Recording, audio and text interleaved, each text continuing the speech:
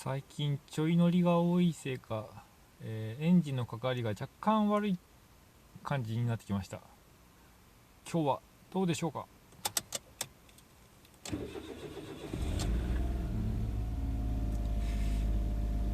ちょっと1秒2秒なんかかかりが悪かったっていう気がしますね。それ以外不調なところはないですね。ただちょっと電気系のシガーからいろいろ取ってるんですけど、ちょっと電力食ってるせいか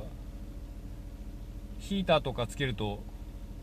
今みたいにだんだんエンジンがかかりにくくなってきてるなっていう雰囲気は出てます。